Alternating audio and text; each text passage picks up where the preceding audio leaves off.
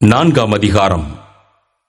ஆகிலும் ஆவியானவர் வெளிப்படையாய்ச் சொல்லுகிறபடி பிற்காலங்களிலே மனசாட்சியில் சூடுண்ட பொய்யருடைய மாயத்தினாலே சிலர் வஞ்சிக்கிற ஆவிகளுக்கும் பிசாசுகளின் உபதேசங்களுக்கும் செவி கொடுத்து விசுவாசத்தை விட்டு விலகிப் போவார்கள்.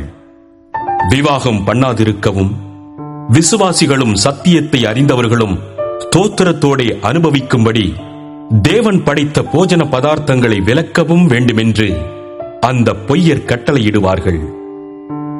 தேவன் படைத்ததெல்லாம் நல்லதாயிருக்கிறது, ஸ்தோத்திரத்தோடே ஏற்றுக்கொள்ளப்படுமாகில் ஒன்றும் தள்ளப்படத்தக்கதல்ல. அது தேவ வசனத்தினாலும் ஜெபத்தினாலும் பரிசுத்தமாக்கப்படும். இவைகளை நீ சகோதரருக்கு போதித்து வந்தால் விசுவாசத்திற்குரிய வார்த்தைகளிலும் நீ அனுசரித்த நற்போதகத்திலும் தேறினவனாகி இயேசு கிறிஸ்துவுக்கு நல்ல ஊழியக்காரனாயிருப்பாய். சீர்கேடும் கிளவிகள் பேச்சுமாயிருக்கிற கட்டுக்கதைகளுக்கு விலகி தேவ பக்திக்கேதுவான முயற்சி பண்ணு. சரீர முயற்சி அற்ப பிரயோஜனம் உள்ளது. தேவ பக்தியானது இந்த ஜீவனுக்கும் இதற்கு பின்வரும் ஜீவனுக்கும் வாக்கு தத்தம் உள்ளதாகையால் எல்லாவற்றிலும் பிரயோஜனம் உள்ளது. இந்த வார்த்தை உண்மையும் எல்லா அங்கீகரிப்புக்கும் பாத்திரமுமாயிருக்கிறது. இது நிமித்தம் பிரயாசப்படுகிறோம், நிந்தையும் அடைகிறோம். ஏனெனில் எல்லா மனுஷருக்கும் விசேஷமாக விசுவாசிகளுக்கும் இரட்சகராகிய ஜீவனுள்ள தேவன் மேல் நம்பிக்கை வைத்திருக்கிறோம்.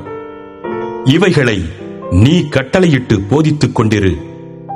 உன் இளமையை குறித்து ஒருவனும் உன்னை அசட்டை பண்ணாதபடிக்கு நீ வார்த்தையிலும் நடக்கையிலும் அன்பிலும் ஆவியிலும் விசுவாசத்திலும் கற்பிலும் விசுவாசிகளுக்கு மாதிரியாயிரு.